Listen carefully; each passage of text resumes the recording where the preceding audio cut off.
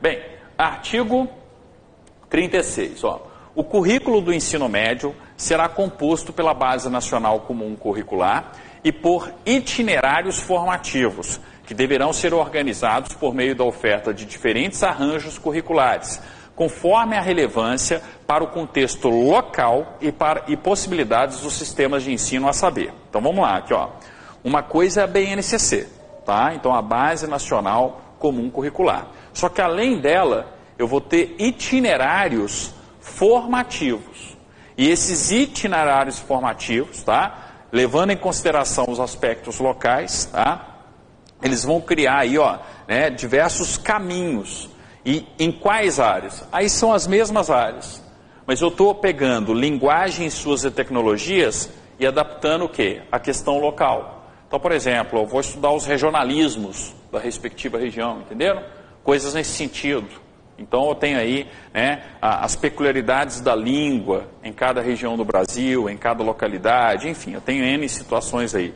2, matemática e suas tecnologias. Então a aplicação, se eu estou numa região que demanda um determinado conhecimento de matemática de uma forma mais, né, vamos dizer assim, mais atrativa para o mercado do que em outras regiões, direcionar mais para aquela forma, para aquele ensino da matemática e aquela aplicação tecnológica da matemática, tá? Ciências da natureza e suas tecnologias, mesma coisa, tá? Então, se eu tenho ali uma escola que é mais voltada, né, para uma determinada ciência da natureza, ela está inserida numa situação, né, mais específica, atender àquela peculiaridade. 4, ciências humanas e sociais aplicadas, e aí a diferença. Qual que é a diferença aqui, ó?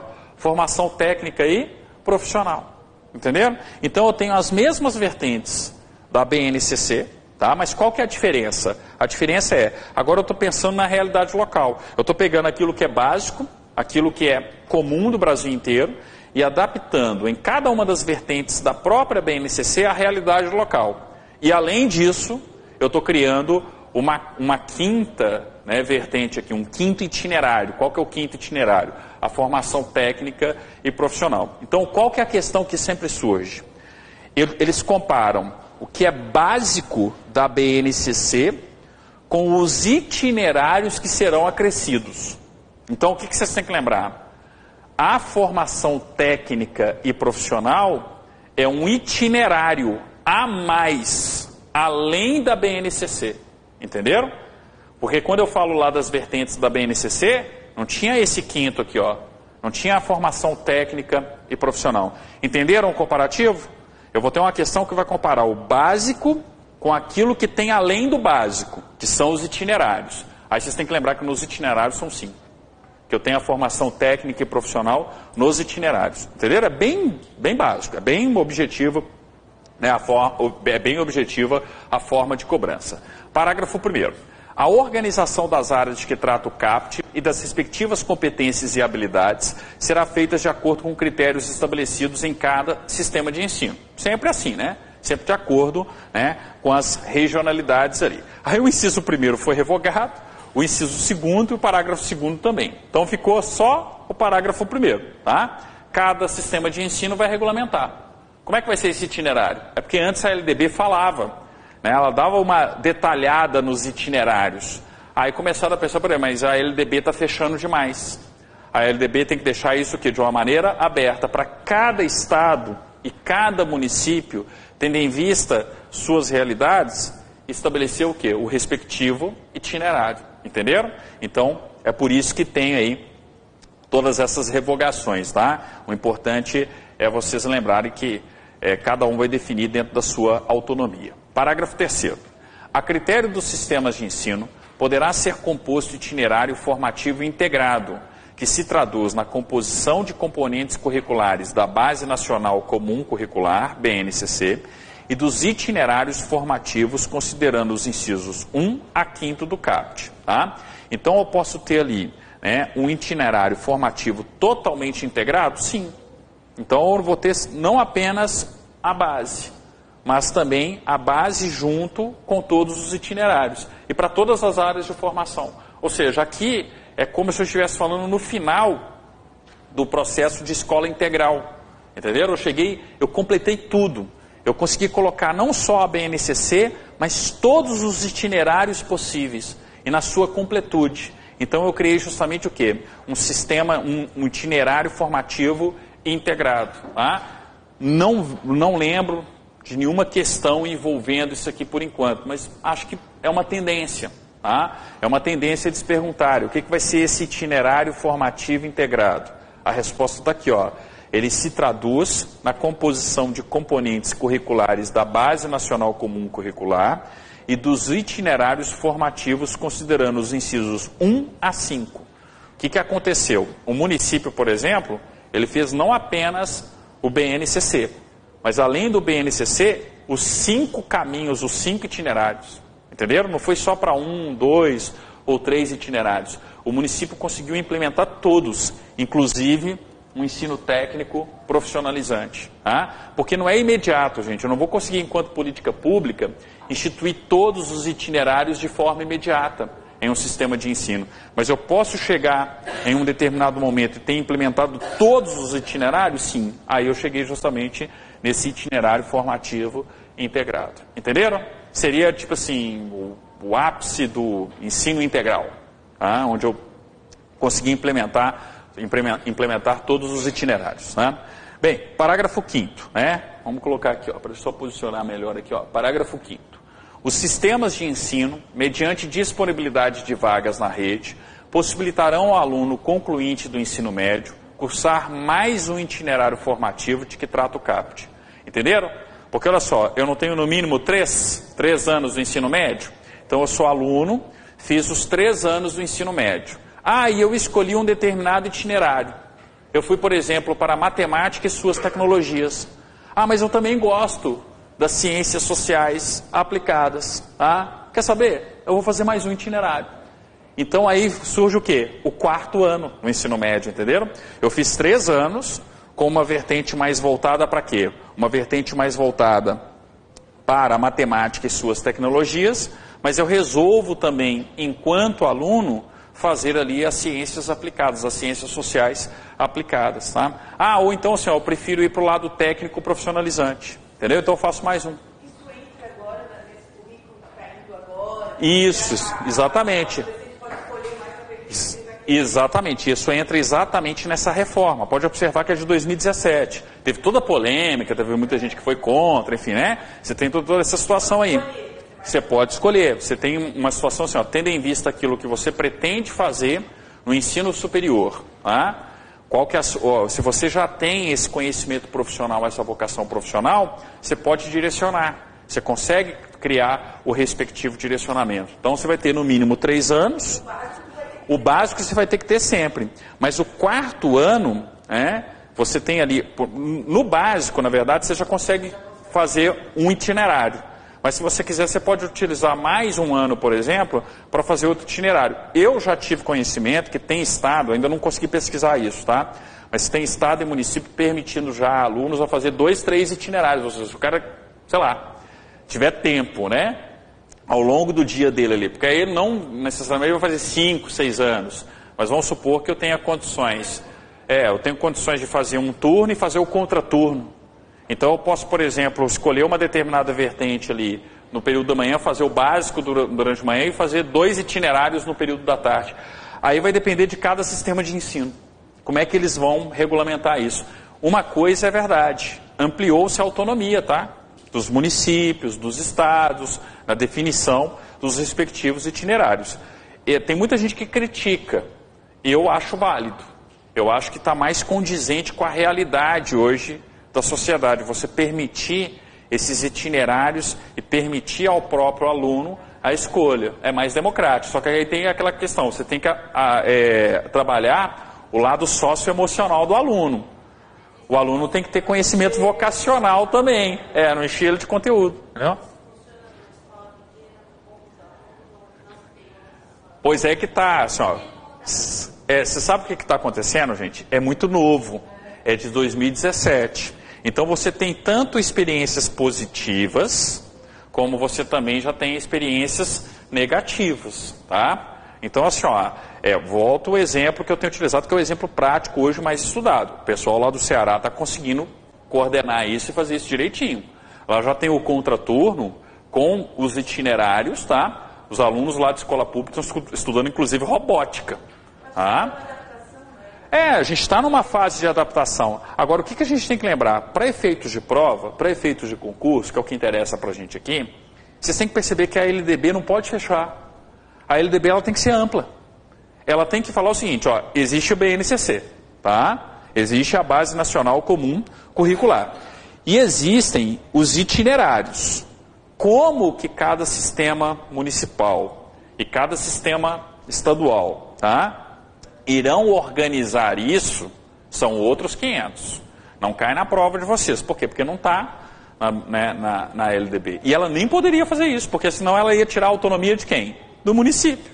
Ia tirar a autonomia sobretudo de quem, né? Porque a gente está falando de ensino médio, sobretudo de quem? Do Estado, entenderam? Então eu preciso dar essa margem, deixar a autonomia para cada sistema regular como que vai ser aí a aplicação, né, a prática desses itinerários. Tem gerado muita confusão? Tem, porque é muito novo ainda, né? O próprio Ministério da Educação também tem que orientar melhor. E atualmente as orientações são um pouquinho difíceis, entendeu? Mas enfim, né? Eu tenho aí, né, essa questão que na minha opinião é válida. Você está dando mais liberdade, você está dando mais autonomia, você está democratizando mais ali, ó, o ensino médio, de acordo com as próprias vocações, tá, e vontade mesmo ali do próprio aluno. Tá? Então aquela história, eu, por exemplo, eu sempre fui um cara mais voltado para a área de humanas. Né? Sempre gostei de estudar história, geografia, sociologia, filosofia. Não à toa, eu fui para a área do direito. Tá? A única parte da área de exatas que eu, graças a Deus, dominei é geometria, porque eu sempre gostava de geometria, mas o resto, entendeu? Não tenho a menor aptidão. Então eu achava assim, sacrificante demais ter que ficar estudando toda a parte de exatas. Ao mesmo tempo que existem alunos que são o contrário, que tem muito mais aptidão o quê?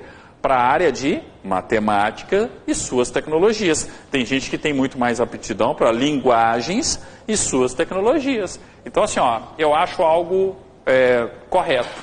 Tá de acordo com o que está sendo trabalhado mundo afora, tendo em vista toda essa variedade de coisas, né, que estão acontecendo e na velocidade que estão acontecendo, tá? Então, ó, eu tenho, né, essa questão aí, ó, o sistema de ensino mediante disponibilidade de vagas na rede possibilitarão ao aluno concluinte do ensino médio cursar mais de um itinerário formativo de que trata o CAPT. Então eu posso fazer um outro além daquele básico que eu já fiz, tá? Parágrafo 6º. A critérios dos sistemas de ensino, a oferta de formação com ênfase técnica e profissional considerará 1. A inclusão das vivências práticas de trabalho no setor produtivo ou em ambientes de simulação, estabelecendo parcerias e fazendo uso, quando aplicável, de instrumentos estabelecidos pela legislação sobre a aprendizagem profissional. Questão natural. Se eu estou preocupado com o ensino técnico profissionalizante, e sobretudo no ensino médio, eu tenho que ter algo adequado, relacionado à realidade local. Então, por exemplo, tem uma região do estado que é uma região altamente industrializada. Vamos pegar um caso prático aqui de Santa Catarina, a região ali de Joinville.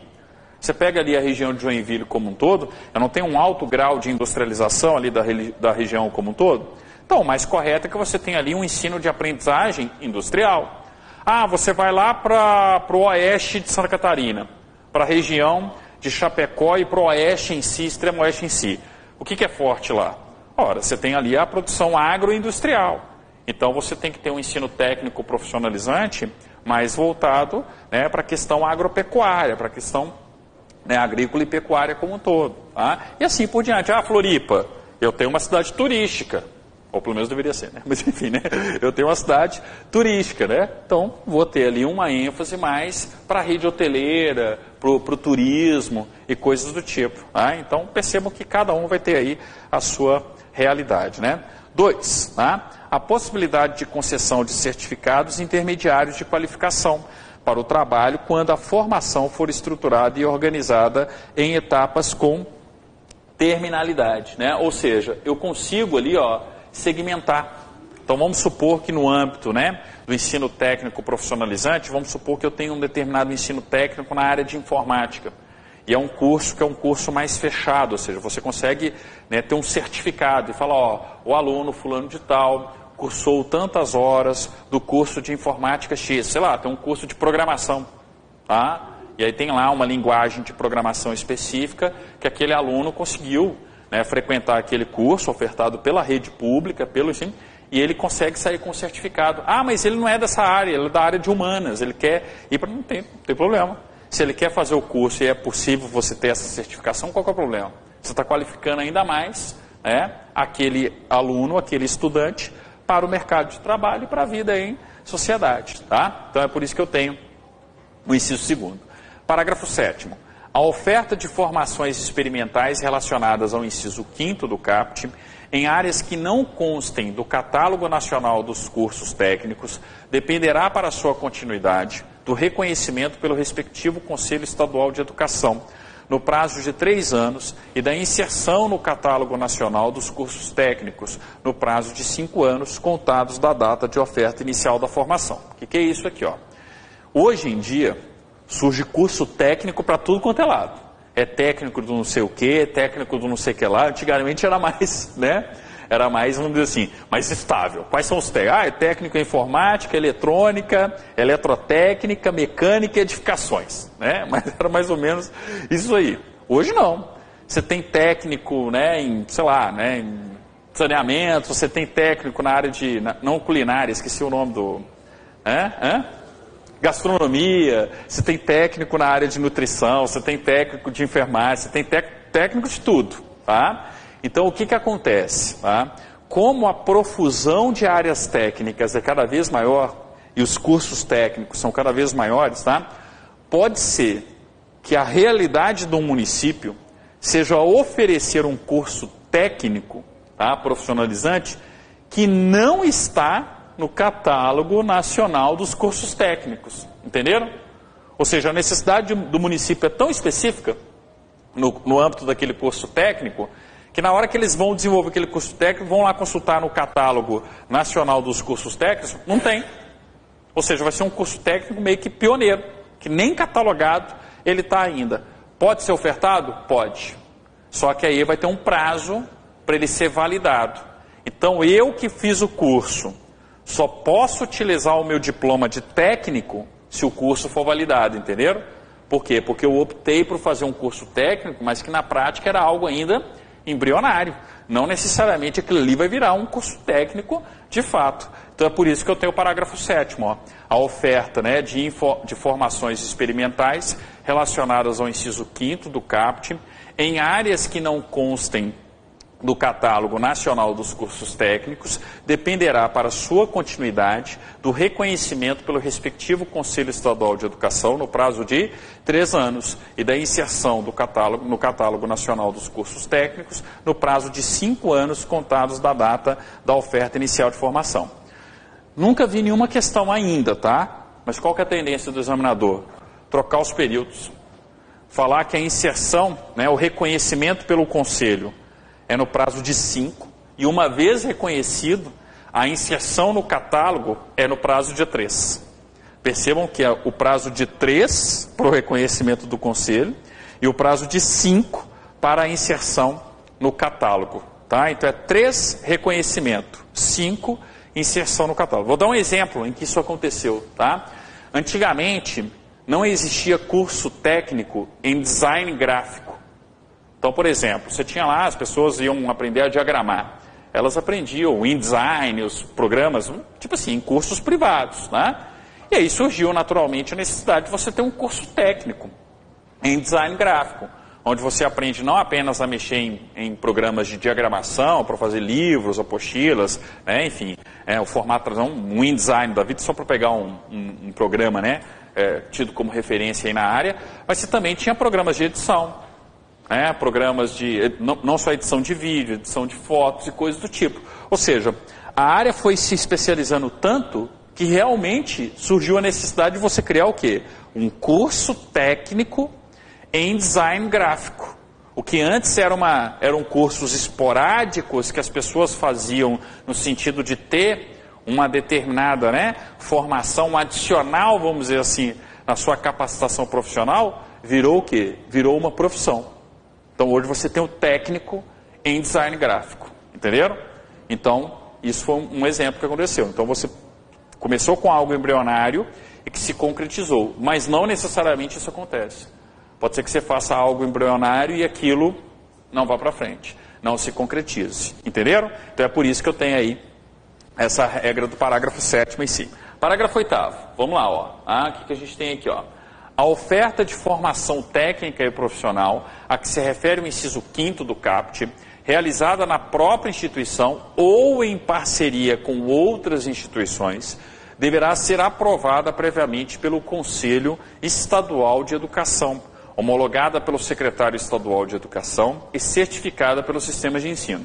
Aqui há outra possibilidade de cobrança, sabe por quê? É muito comum, vai ser muito comum, né? Porque ainda não tem questão, mas enfim, seria muito comum a banca examinadora falar o seguinte, ó, que a formação técnica profissional, ela só acontece na própria instituição. Faz sentido? Tendo em vista que eu tenho SEBRAE, tendo em vista que eu tenho SENAC, tendo em vista que eu tenho SENAI, tendo em vista que eu tenho SESC, tendo em vista que eu tenho SENAR, SENAT, eu não tenho o Sistema S. Então, por exemplo, quando eu falo, né, do Serviço Nacional de Aprendizagem Rural, que é o SENAR, faz todo sentido. As escolas, né, de ensino médio do campo, de uma região agropecuária, fazer às vezes um convênio com o Serviço Nacional de Aprendizagem Rural e você ter o quê? Um convênio. Quem que está oferecendo o respectivo curso? Quem está oferecendo o respectivo curso é o SENAR, mas junto com a rede de ensino médio, entenderam? Ou seja, a vertente técnica profissionalizante não é feita dentro da escola, é feita na estrutura do SENAR. Um exemplo muito comum hoje em dia, eu tenho o SENAI, Serviço Nacional de Aprendizagem Industrial. E aí você tem essa coligação, essa correlação, essa parceria, melhor dizendo, né, esse convênio entre o ensino médio e o Serviço Nacional de Aprendizagem Industrial. Eu tenho um amigo meu que é mecânico de avião, inclusive ele trabalha aqui no aeroporto de Florianópolis, tá? E é um cara super reconhecido, viaja o mundo inteiro, né? Sempre vou conversar com ele, tem hora que está na Mongólia, outro dia estava na Mongólia, outro dia estava na Rússia, outro dia estava na África, porque sempre, né, mecânico de avião vai acompanhando os jatos executivos, né? O pessoal da aviação executiva aí, você não viaja só com um piloto em regra, com copiloto, você viaja com o piloto, copiloto e o mecânico, porque se der algum probleminha, não durante o voo, né? Mas assim, né, no aeroporto ali, você tem. Aí, por exemplo, ele dá aula num curso do Senai, que é vinculado, tá, à escola da aeronáutica voltada para a formação de mecânicos, tudo bem, é mais voltado para a área militar. Mas você tem ali o quê? Uma interligação. Ou seja, você tem um ensino médio voltado para o âmbito militar, para uma escola militar, mas onde você tem um direcionamento ali para o campo técnico profissional numa atividade industrial. E é um convênio com o Senai. Então ele dá aula pelo Senai.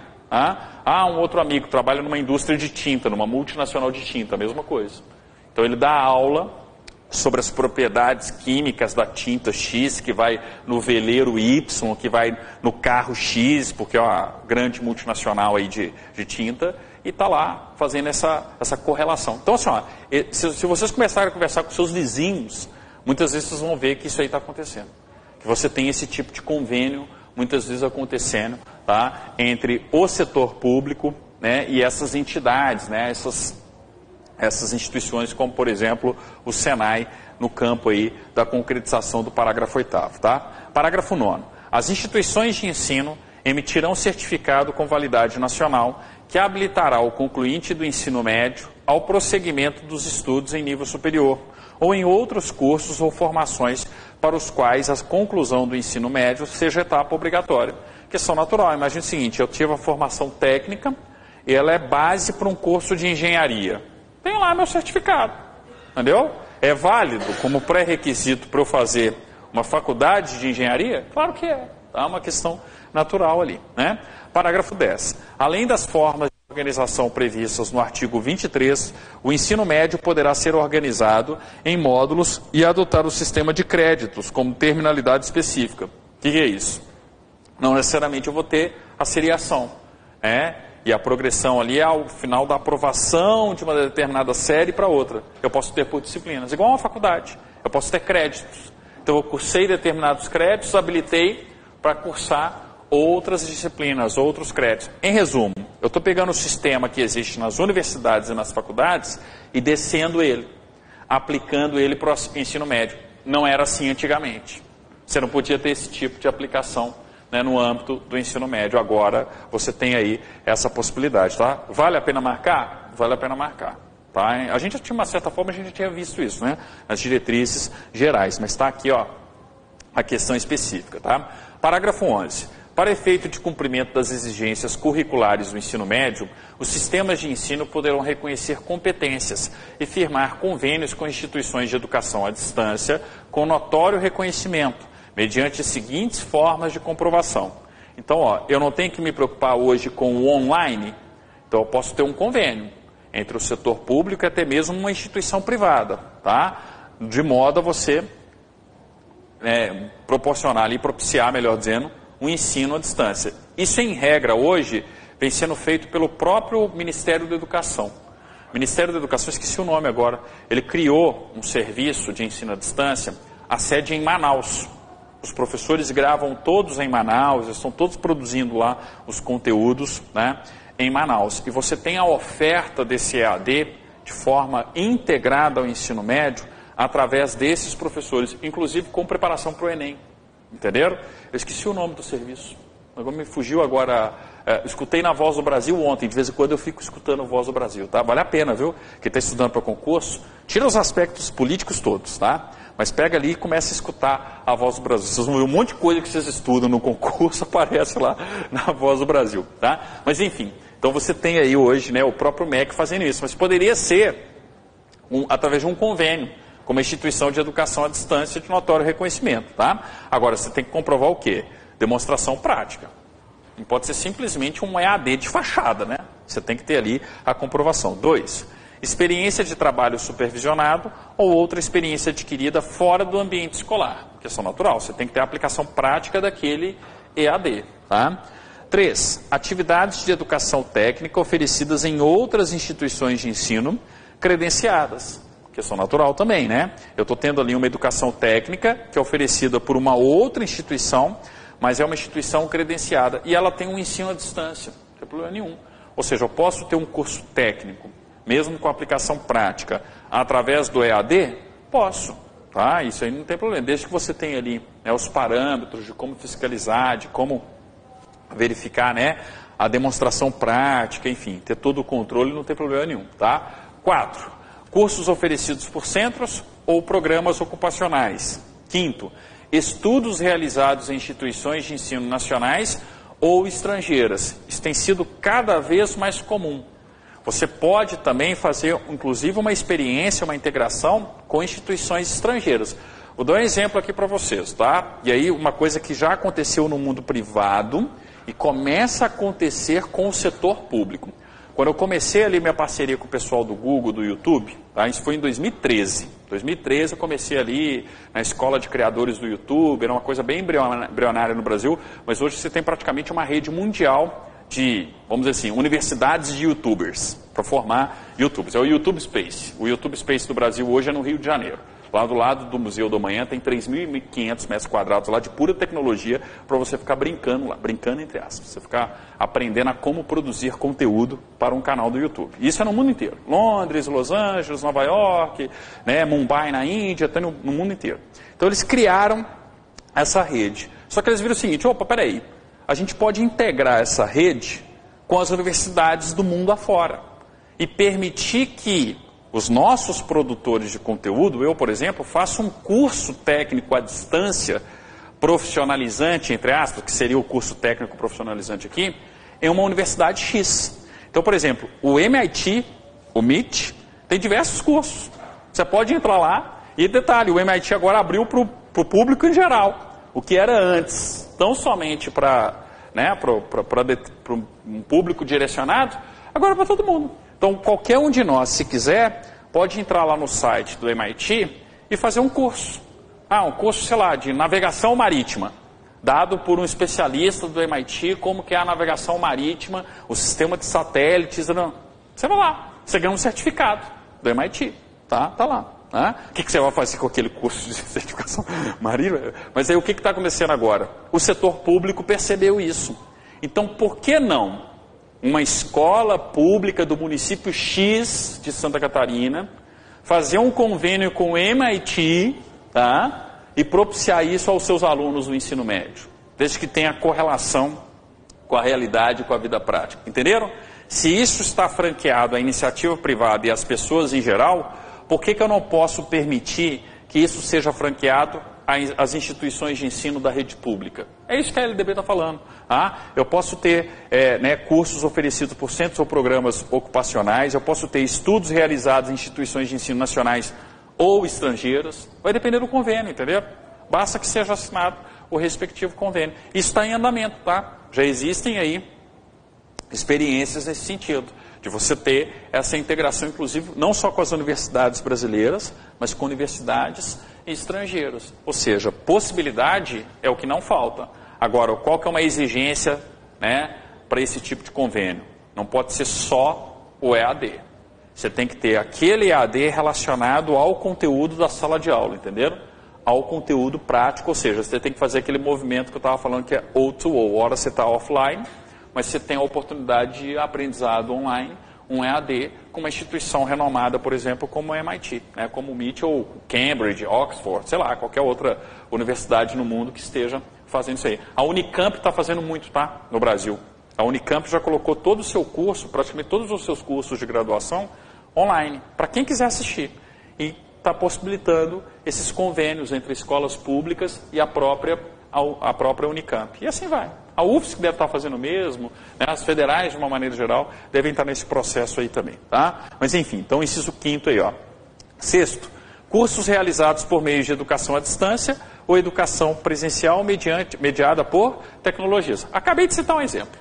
Né? Esses cursos que eu estava falando, realizados em instituições nacionais ou estrangeiras, podem muito bem ser através de EAD.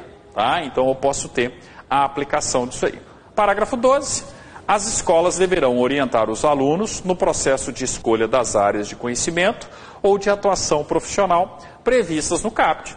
Lógico, a escola não tem que se preocupar com a questão socioemocional, a escola não tem que preocupar com a formação do aluno para o trabalho e para a sociedade. Então, quem que vai orientar o aluno com relação à vocação dele ali também, né, numa orientação vocacional? Escola. Então, em tese, você tem ali testes vocacionais, você tem todo um acompanhamento psicossocial. Tá? Na teoria da LDB, uma escola teria não apenas um assistente social, mas teria uma equipe multidisciplinar, composta por psicólogos, tá?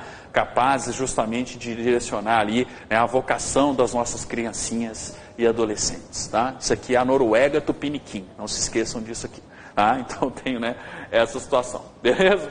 Então, gente, ó, cuidado com o ensino médio, né? Seria aí o mais importante. Eu acho assim, a tendência de prova de vocês é até aqui.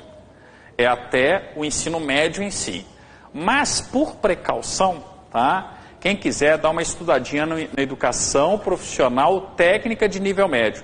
Agora, por que isso, em regra, não é objeto da prova de vocês? Porque aqui eu já estou saindo da competência do município, do estado e adentrando na competência de quem? Da União. Aqui eu estou falando sobretudo o quê? Dos institutos federais, tá? E não da realidade do concurso de vocês, tá? Então, professor, se eu quiser, eu posso estudar só até o 36, se você não tiver tempo, tá? Tipo, estou sem tempo. Não tenho condições de estudar o resto da lei.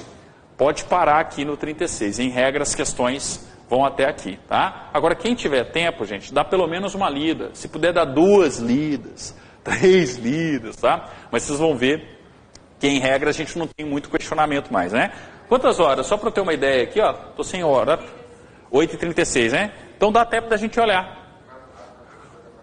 Vamos pegar aí. É porque eu achei que a gente já estava muito perto do final da aula, tá? Porque assim, ó, eu tinha programado de, quem sabe, a gente falar, inclusive, de educação de jovens e adultos. Aqui eu acho que tem mais chance do que o ensino técnico profissionalizante, tá? Então eu vou inverter. Vamos falar de educação de jovens e adultos e, se der tempo, eu volto aqui no ensino técnico profissionalizante.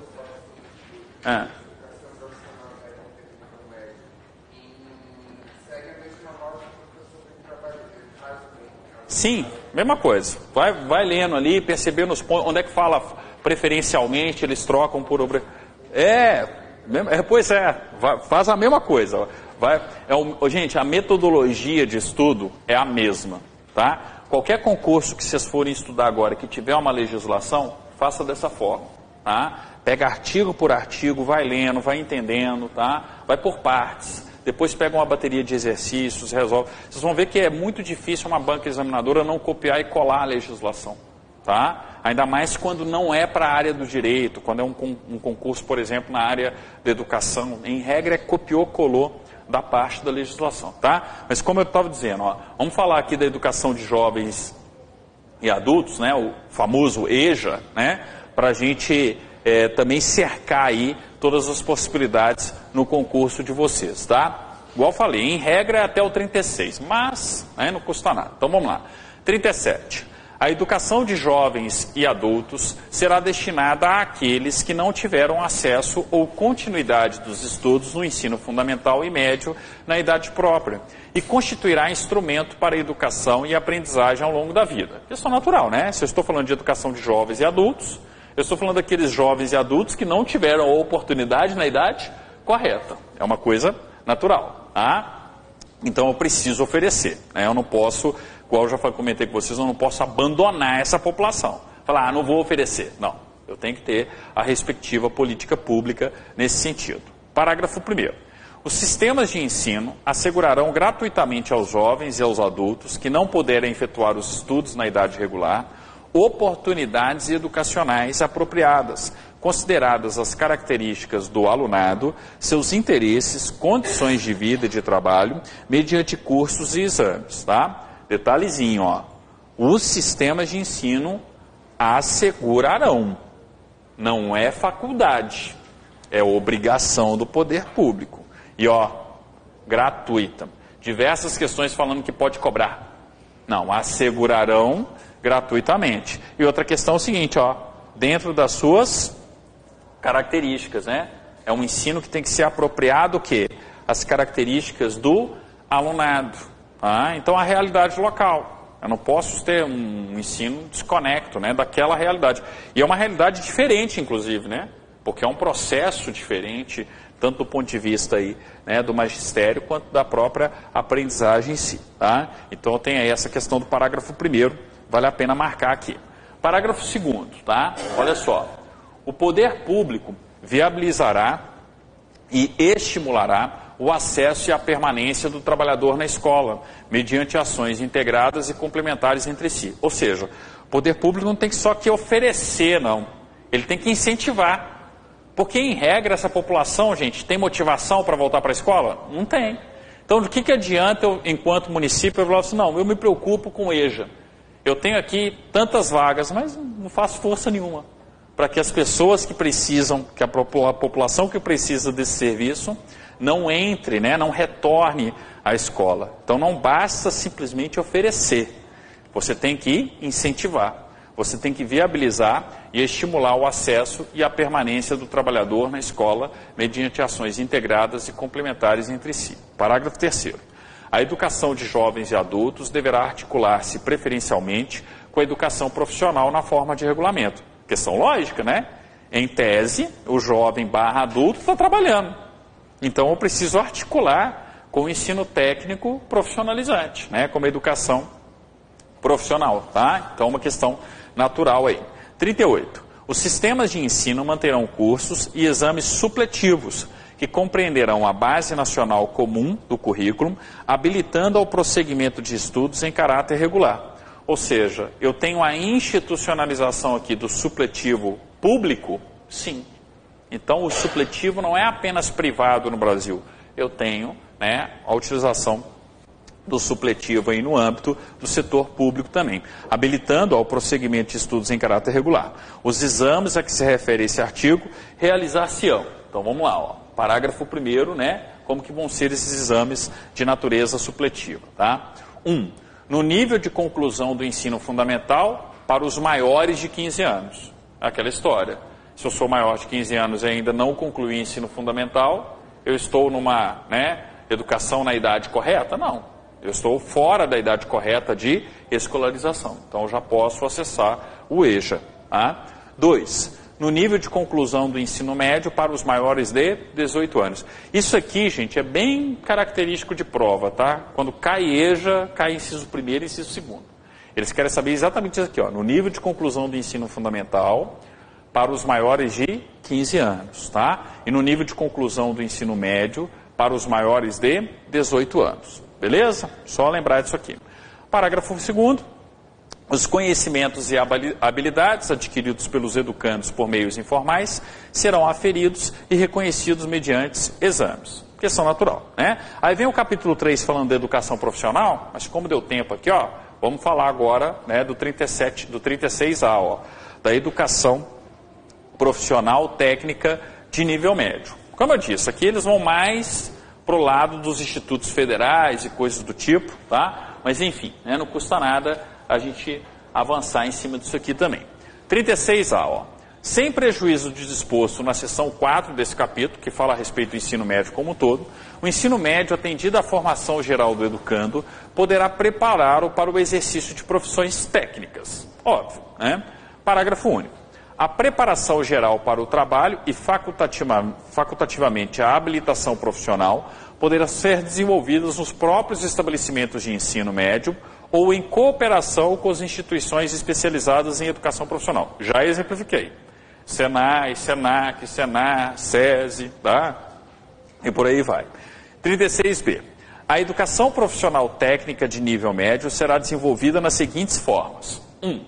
Articulada com ensino médio. Óbvio, né? É um ensino médio com ensino técnico. Então, está articulado com o ensino médio. 2. Subsequente em cursos destinados a quem já tenha concluído o ensino médio. Ou seja, se eu já concluí o ensino médio e tem ali um ensino técnico profissionalizante naquela escola pública, eu posso me matricular só no técnico profissionalizante? Posso. Existe essa possibilidade, tá? Então eu tenho essa oportunidade caso eu já tenha concluído o ensino médio. Eu já tenho esse pré-requisito, mas eu faço só as disciplinas técnico-profissionalizantes ali. Parágrafo único. A educação profissional técnica de nível médio deverá observar. Então vamos lá. O que ela tem que observar em si aqui, ó? 1. Os objetivos e definições contidos nas diretrizes curriculares nacionais estabelecidas pelo Conselho Nacional de Educação. Então, cada curso técnico, tendo em vista a respectiva vertente técnica, vai ter ali os seus objetivos e definições conforme as diretrizes estipuladas pelo Conselho Nacional de Educação. 2. As normas complementares dos respectivos sistemas de ensino. Cada um tem autonomia, tendo em vista a peculiaridade para organizar localmente ali. 3. As exigências de cada instituição de ensino nos termos de seu projeto pedagógico. Então, cada Instituto Federal de Tecnologia, por exemplo, vai ter lá o seu respectivo projeto pedagógico, com as suas exigências. Ah, se é uma escola de nível médio, com ensino técnico profissionalizante, ela vai ter ali os seus requisitos, as suas exigências, vai depender do projeto pedagógico. Tá? Percebam que aqui a LDB é mais ampla do que nunca, né? Porque eu não sei qual que é a realidade local de cada escola para aplicar o ensino técnico profissionalizante, entendeu? Então, naturalmente, ela tem que ser bem ampla, né? 36C. A educação profissional técnica de nível médio articulada, prevista no inciso 1º do caput do artigo 36B dessa lei, será desenvolvida de forma 1. Integrada, oferecida somente a quem já tenha concluído o ensino fundamental, sendo o curso planejado de modo a conduzir o aluno à habilitação profissional técnica de nível médio na mesma instituição de ensino, efetuando-se matrícula única para cada aluno. O que é isso aqui? Eu já estou fazendo o nível médio e, ao mesmo tempo, fazendo o ensino técnico profissionalizante. IFSC, né? Estou lá estudando, estou lá me formando, não apenas no nível médio, mas fazendo também o quê? O ensino técnico profissionalizante. É na mesma instituição? É. Não é tudo na mesma instituição? E, em regra, não é turno e contraturno lá no IFSC? Turno e contraturno lá no IFSC. Entenderam? Então, em regra, eu estou falando justamente dos institutos federais aqui, no âmbito do inciso 1º. Tá? Então, tem essa forma integrada. Tá? Aí depois vem, ó, concomitantemente oferecida a quem ingresse no ensino médio ou já o esteja cursando, efetuando-se matrículas distintas para cada curso e podendo ocorrer Então, na teoria seria o seguinte, eu faço o ensino médio de forma regular, não é um médio técnico profissionalizante, mas eu tenho interesse em cursar disciplinas técnico-profissionalizantes. Aí não é mais integrado, porque não é uma coisa só, não é o IFSC, por exemplo. Mas é como se eu pudesse ser de uma escola nível médio e fazer... Pois é, isso. Eu poderia ser de uma escola nível médio e fazer, né, vamos dizer assim, disciplinas isoladas no IFSC. Entenderam? Então eu consigo ter esse ensino concomitante. Aí vai depender da articulação e do respectivo Instituto Federal de Tecnologia, né? Mas em regra todos eles oferecem esse tipo de situação também. Então eu não vou me formar no nível médio pelo IFSC, eu vou me formar no nível médio pela escola de nível médio X, mas eu faço cursos técnicos profissionalizantes no IFSC, por exemplo. Entenderam? É por isso que é concomitante. O que eu já vi aqui, tudo bem que era prova para o IFSC, né? O que eu já vi, eles trocaram o integrada pelo concomitante. Aí integrado de graça, né? O que é integrado? Integrado é tudo. Você está lá, aluno, matricular, matrícula única. Aqui, ó, você mata justamente por isso aqui, ó. Matrícula única para cada aluno. Passei, faço lá parte, sou aluno do IFSC, eu curso ao mesmo tempo ensino médio e técnico profissionalizante. É o quê? Integrado, com matrícula única para cada aluno. Agora, eu estou numa escola nível médio e faço disciplinas técnico-profissionalizantes no IFSC, concomitante. Entenderam? A comparação é exatamente essa aí, ó. Então, concomitante, oferecida a quem ingresse no ensino médio, ou já esteja cursando, efetuando-se matrículas distintas para cada curso e podendo ocorrer na mesma instituição de ensino, aproveitando-se as oportunidades educacionais disponíveis. Pode ser que na própria escola de nível médio, você tenha estrutura e espaço suficiente ali para oferecer o curso técnico profissionalizante, ou melhor dizendo, as disciplinas técnico profissionalizantes. B, em instituições de ensino distintas, aproveitando-se as oportunidades educacionais, né, disponíveis, o que a gente comentou inicialmente. A escola nível médio, o aluno nível médio, cursando disciplinas técnico-profissionalizantes no IFSC. Entenderam? Bem, letra C. Em instituições de ensino distintas, mediante convênios de intercomplementariedade, tá? Visando ao planejamento e ao desenvolvimento do projeto pedagógico unificado. Posso ter convênios com o SESC, com o SENAI, com o SENAR, entenderam? Com todos, né, todas as instituições que podem justamente ajudar nesse processo aí. Em resumo, né, quanto mais oportunidade, melhor. Antigamente, não sei se vocês lembram, era muito engessado. O IFSC se dedicava tão somente a ensinar quem? Os seus alunos. Era só o quê? Era só ensino integrado. Você não tinha ensino concomitante, tá? Tudo bem, depois foi evoluindo. Ó, a partir de 2008, sobretudo, né, é que você tem essa alteração, né? Mas antigamente não, você tinha uma coisa bem ali, né, fechada. Meu irmão, por exemplo, estudou no Cefet, que é o IFSC de Minas Gerais, né? Lá de Belo Horizonte ainda é Cefet. E era uma dificuldade, até para você ir jogar bola no Cefet, tá? Eu tinha dificuldade. Por quê? Porque eu não era do Cefet, eu estudava numa escola municipal, nível médio, né, normal. E eram próximos. E apesar da gente ter time de futebol, campeonato, tudo integrado, os professores muitas vezes eram os mesmos, mas não, era um negócio meio assim, lá no Cefet era só para o pessoal do Cefet, sabe?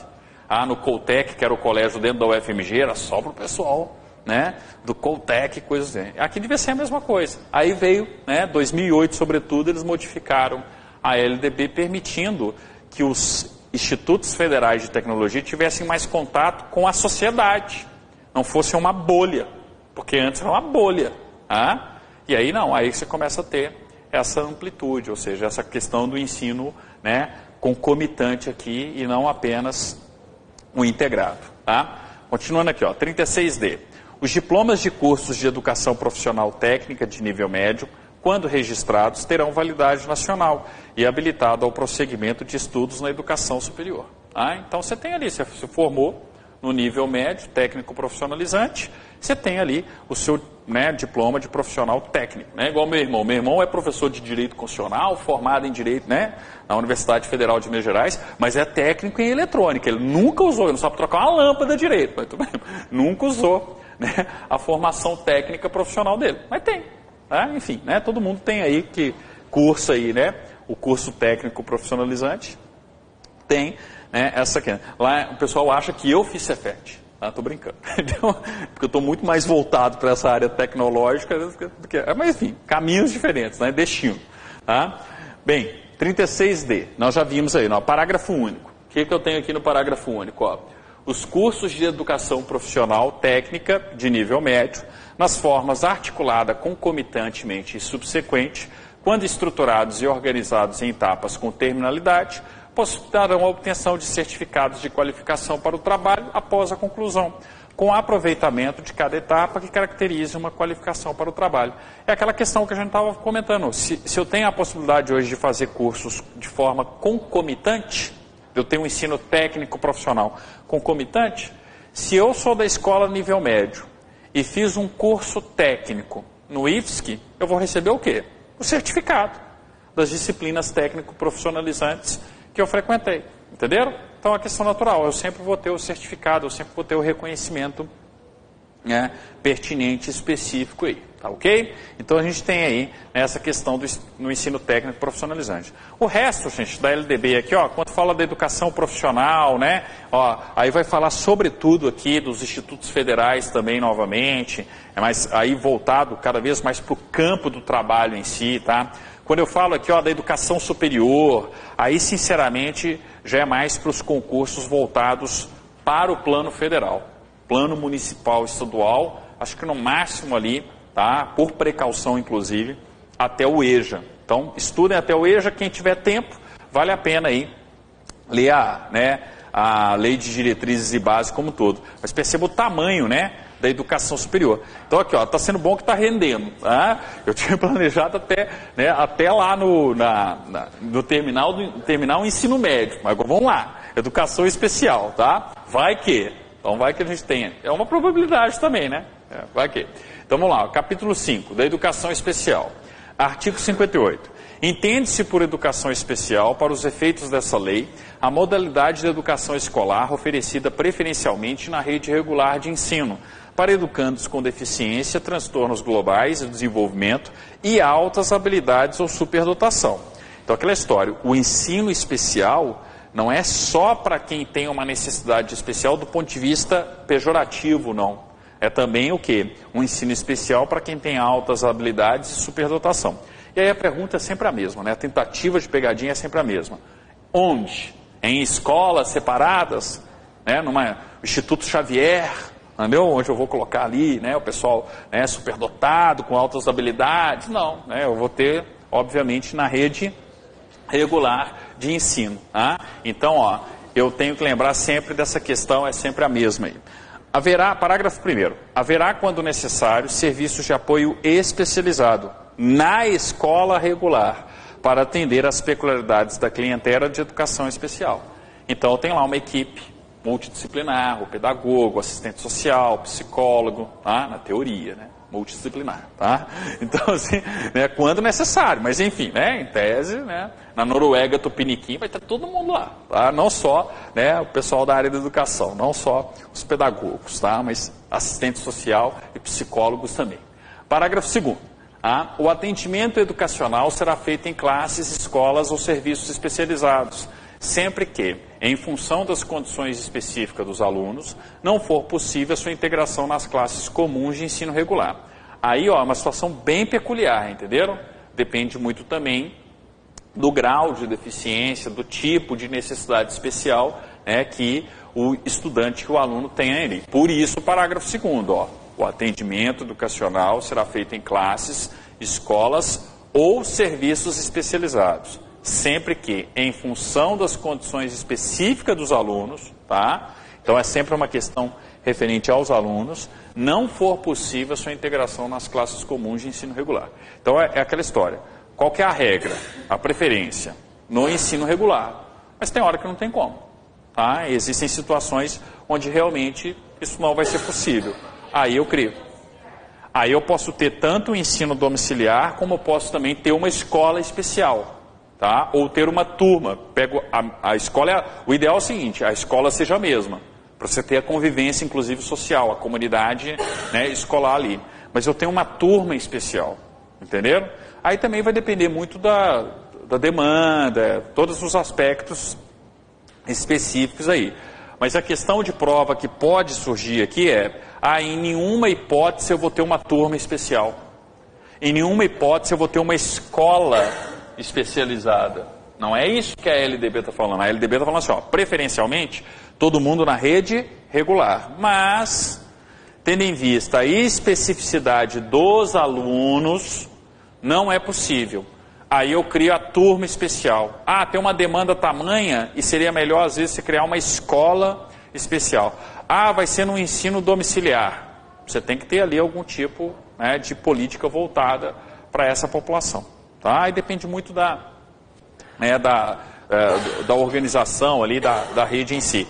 Nesse ponto tem muito convênio com as APAES, tá? Tem muito trabalho aí das APAES, né, muito convênio, né, com as APAES, por exemplo. Tá? Parágrafo 3º. A oferta de educação especial, nos termos do caput desse artigo, tem início na educação infantil e estende-se ao longo da vida, observado o inciso 3º do artigo 4º e o parágrafo único do artigo 60 dessa lei. Gente, você tem que garantir o direito a todos os níveis de educação, inclusive a universidade. Tá? Então, é uma questão natural aí. Tá? Artigo 59. Os sistemas de ensino assegurarão aos educandos com deficiência transtornos globais do desenvolvimento e altas habilidades ou superdotação. Tá? Então, aquele que precisa de um atendimento especial. Né? 1. Currículos, métodos, técnicas, recursos educativos e organização específicos para atender às suas necessidades. Óbvio. Né? Como é que eu estou falando de uma educação especial? Eu tenho que ter um currículo, métodos, técnicas, recursos educativos e organização específicos, tendo em vista as necessidades. 2. Terminalidade específica para aqueles que não puderem atingir o nível exigido para a conclusão do ensino fundamental, em virtude de suas deficiências, e a aceleração para concluir em menor tempo o programa escolar para os superdotados. Entenderam? Então, eu tenho uma criança ali com alta habilidade, superdotada. Eu posso acelerar o processo dela, porque ela tem condições. Tá? Eu tenho uma criança com uma determinada deficiência, onde realmente não é possível ela concluir o ensino fundamental. Mas o ideal é pelo menos o quê? Eu tive ali um processo de alfabetização, de um conhecimento básico, ou seja, para ela foi super válido participar da rede regular de ensino e ter o determinado nível de desenvolvimento que ela poderia alcançar. Aquela história, você sempre pode alcançar mais, né? Mas aí você pode ter, né, diversos tipos, né, de projetos pedagógicos, de modo a garantir isso aí. Terceiro, professores com especialização adequada, em nível médio ou superior, para atendimento especializado, bem como professores do ensino regular, capacitados para a integração desses educandos nas classes comuns. Lembrei de uma questão agora, Eles colocaram assim, professores com especialização adequada em nível médio ou superior para atendimento especializado ou professores do ensino regular capacitados para a integração desses educandos nas classes comuns. Na Noruega Tupiniquim tem os dois, entenderam? Tem o professor especializado e tem o professor capacitado, tá? Então é isso que vocês têm que lembrar no âmbito aí da LDB, tá? Do inciso 3º. Inciso 4º, vamos lá, Educação especial para o trabalho, visando a sua efetiva integração na vida em sociedade, inclusive condições adequadas para os que não revelem capacidade de inserção no trabalho competitivo, mediante articulação com os órgãos oficiais afins, bem como para aqueles que apresentam uma habilidade superior nas áreas artísticas, intelectual ou psicomotora. É aquela história. Pode ser que a criança tenha uma determinada deficiência, mas uma alta habilidade em outra área. Se eu consigo identificar isso, ela tem uma alta sensibilidade, por exemplo, para o campo das artes, jogo para as artes, e assim por diante. Ou seja, vai depender de cada realidade, né? Estava vendo outro dia uma situação aqui de Floripa, que como eu tenho muitos hotéis e a rede hoteleira, existe um convênio e um trabalho muito no sentido de inserção das crianças com deficiência, né? Melhor dizendo, dos adolescentes com deficiência, no mercado de trabalho na rede hoteleira. E realmente, você pode ter ali, né, na rede hoteleira, a inserção, né, desses profissionais. Tá? 5º, acesso igualitário aos benefícios dos programas sociais suplementares, disponíveis para o respectivo nível de ensino regular. Questão natural. Eu tenho que ofertar, eu tenho que ter acesso igualitário, né, para todos aí que demandem essa necessidade. 59A. O poder público deverá instituir cadastro nacional de alunos com altas habilidades ou superdotação, matriculados na educação básica e na educação superior, a fim de fomentar a execução de políticas públicas destinadas ao desenvolvimento pleno das potencialidades desse alunado. Nós já vimos isso. Eu já tinha visto que era incumbência do poder público o quê? Identificar esses alunos com superdotação. E eu, inclusive, lá, qual que é a forma que eles estão encontrando para identificar? As Olimpíadas de Matemática, Olimpíadas de Ciências e assim por diante. Tá? Então, eu tenho essa questão do 59A aí. Parágrafo único. A identificação precoce de alunos com altas habilidades ou superdotação, os critérios e procedimentos para inclusão no cadastro referido no caput desse artigo, as entidades responsáveis pelo cadastramento, os mecanismos de acesso aos dados do cadastro e as políticas de desenvolvimento das potencialidades do alunado de que trata o caput serão definidos em regulamento. Então, cada sistema de ensino vai definir aí a sua regra própria. Tá? E se assenta, para a gente finalizar, os órgãos normativos dos sistemas de ensino estabelecerão critérios de caracterização das instituições privadas sem fins lucrativos, especializadas e com atuação exclusiva na educação especial, para fins de apoio técnico e financeiro pelo poder público. Ou seja, eu posso ter uma escola privada de ensino especial? Posso. E ela pode ser, inclusive, conveniada com o município, de modo a receber, inclusive, recursos do município para atender a comunidade também? Pode, sem problema algum.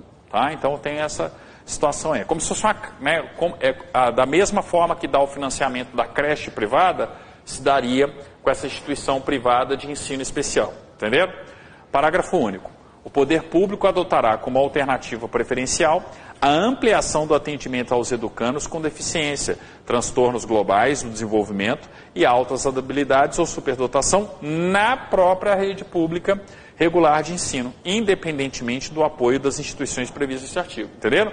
O fato de ter a escola privada não exime o poder público de ter a rede regular e de ampliar cada vez mais o quê? As vagas na rede regular. Compreenderam? Uma coisa é uma coisa, outra coisa é outra coisa. Tá? Aí vai falar dos profissionais de educação, mas isso aqui está muito afeto também à própria matéria específica de vocês, tá? Deem uma lida aí, trabalhem, né, com esse texto legal também, mas realmente o mais importante aí, gente, era até, né, o final do ensino médio, tá? Recursos financeiros, ó, aí é só para quem vai trabalhar na área financeira, da Secretaria de Educação, não é muito, né, o caso aí de vocês, tá? O mais importante eram realmente aí. Depois vai para as disposições gerais e termina aí a lei de diretrizes e bases, tá? Disposições transitórias, como o próprio nome diz, era regra de transição. Então não se preocupem com isso aí também, beleza?